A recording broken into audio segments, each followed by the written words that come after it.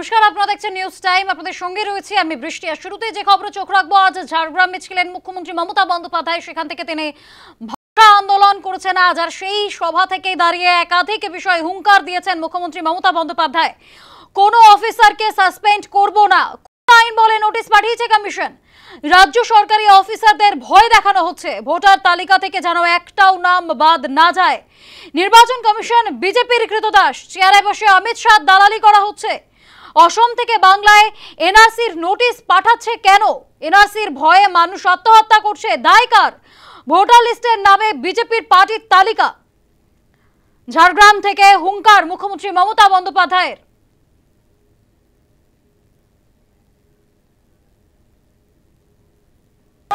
আমার দুজন অফিসারকে নোটিশ পাঠানো হয়েছে, কিনা তাকে সাসপেন্ড করা হলো। আমরা বলি তোমার ইলেকশন এখন ডিক্লেয়ার হচ্ছে, কোন আইনের বলে তুমি নোটিশ পাঠিয়ে দিচ্ছ, সাসপেন্ড করছো, আর বলে দিচ্ছ এফআইআর করতে হবে না। আমি কারো কোনো পানিশমেন্ট করতে দেব না, এটা মাথায় রাখবে। তুমি অফিসারদের ভয় দেখাচ্ছ, পুলিশকে ভয় দেখাচ্ছ।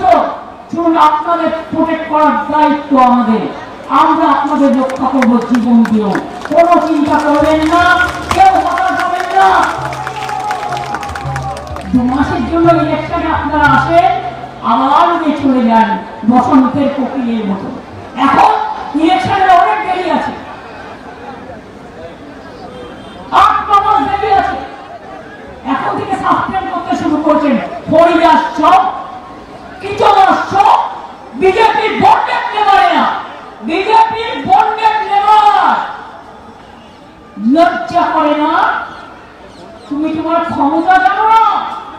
অমিত শাহ দাঁড়াই করছো চেয়ারে বসে, আর হোম মিনিস্টার নিজেকে মনে করেন উনি যা বলবেন তাই হবে।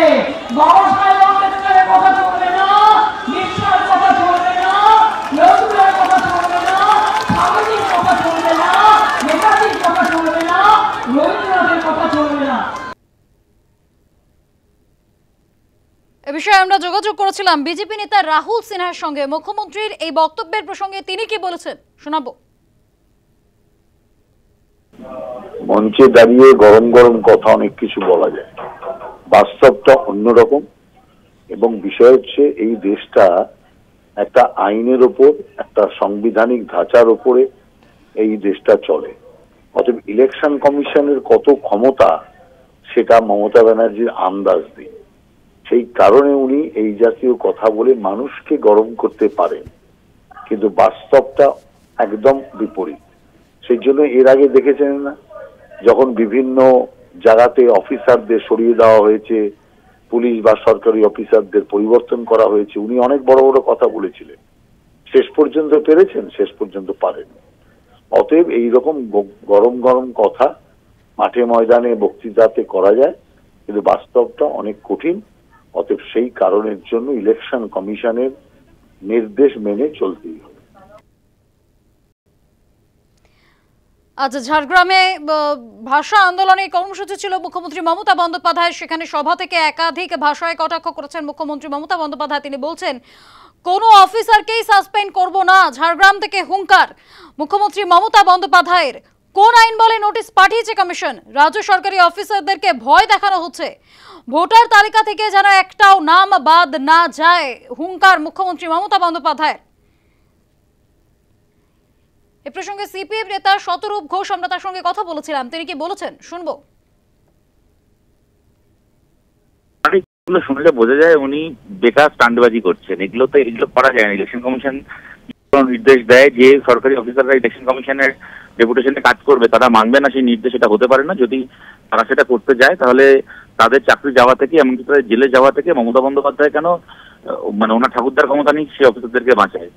কিন্তু আমরা আবার অবশ্যই এটাও মনে করি যে পশ্চিমবাংলায় যাতে একজন মানুষের নাম বাদ না যায় তার জন্য রাজ্য সরকারকে অবস্থান নিতে হবে। কিন্তু মমতা বন্দ্যোপাধ্যায় যেটা করতে পারেন তা হচ্ছে যেখানে যেখানে ডকুমেন্টের কোনো ঘাটতি আছে, যে গরিব মানুষের এখনো ডকুমেন্ট পৌঁছায়নি ইত্যাদি ইত্যাদি, সেগুলোকে একদিক থেকে ব্যবস্থা করে দেওয়া, অপরদিকে রাজনৈতিকভাবে এটার বিরুদ্ধে লড়াই করা। কিন্তু সেই কোনো কিছু না করে অফিসারদেরকে বলে দিচ্ছে যে আপনারা নির্দেশ ইলেকশন কমিশনের, এবার অফিসারদের অবস্থা হবে না ঘাটকা না ঘাটকা। নির্দেশ মানতে না মানলে ইলেকশন কমিশন তাদের বিরুদ্ধে ব্যবস্থা নেবে, নির্দেশ মানতে গেলে মমতা বন্দ্যোপাধ্যায় ব্যবস্থা নেবে। সুতরাং সরকারি অফিসারদের কাছে এটা কোনো পথ হতে পারে না। এর থেকে বোঝা যায় উনি সস্তা রাজনীতি করছেন, কোনো বিকল্প দিচ্ছেন না।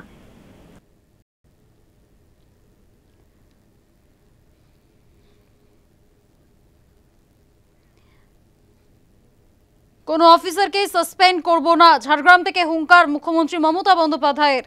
কোন আইন বলে নোটিশ পাঠিয়েছে কমিশন? রাজ্য সরকারি অফিসারদের ভয় দেখানো হচ্ছে, ভোটার তালিকা থেকে যেন একটাও নাম বাদ না যায়, এমনটাই হুঙ্কার মুখ্যমন্ত্রী মমতা বন্দ্যোপাধ্যায়ের। নির্বাচন কমিশন বিজেপির কৃতদাস, এই ভাষাতেই আক্রমণ করেছেন তিনি কেন্দ্রকে। মুখ্যমন্ত্রী মমতা বন্দ্যোপাধ্যায় চেয়ারে বসে অমিত শাহ দালালি করা হচ্ছে, এমনটাই বক্তব্য মুখ্যমন্ত্রী মমতা বন্দ্যোপাধ্যায়ের। এই প্রসঙ্গে আমরা কংগ্রেস মুখপাত্র সৌম্য রায়ের সঙ্গে কথা বলেছিলাম, তিনি কি জানিয়েছেন শোনাবো। সাংবিধানিক পদের গুরুত্ব, দুটোই সাংবিধানিক পদ, মুখ্যমন্ত্রী এবং নির্বাচন কমিশন। তো দুজনের গুরুত্ব যদি না বোঝেন তাহলে অত্যন্ত দুর্ভাগ্যের। আর মুখ্যমন্ত্রী এসব কথা বলতে অভ্যস্ত। সংবিধানের শপথ নেওয়া মুখ্যমন্ত্রী মানে কি বলতে চাইছেন? তাহলে কি বলতে চাইছেন যে ভুতুরে ভোটার, ডি ভোটার, তারপরে জাল ভোটার, এইসব ভোটাররা থাকুক, তারা ভোট দিয়ে যাক, যেরকম বিগত দিনে হয়েছে? আসলে জনসমর্থন হারাচ্ছেন, ভয় পাচ্ছেন, তার মানে পরাজয় নিশ্চিত ভাবছেন বোধহয়, তাই এসব বলছেন আর কি। এখন উদরপিণ্ডি বুদর ঘাড়ে চড়াচ্ছেন, মানে চোরেরা ভোট দিক, মৃত মানুষেরা ভোট দিক। তো সেই সব ভোটে উনি জিততে চাইছেন। ওনার ওই বলেছিলেন না 100% উন্নয়ন হয়ে গেছে, 200% উন্নয়ন হয়ে গেছে। উন্নয়নে এখন আর ভরসা নেই, এখন মৃত ভোটারে, জাল ভোটারে ভরসা। নির্বাচন কমিশনকে বলবো এর বিরুদ্ধে যথাযথ ব্যবস্থা যদি ক্ষমতা থাকে নিক, আর একটাও যেন সঠিক ভোটার বাদ না যায়।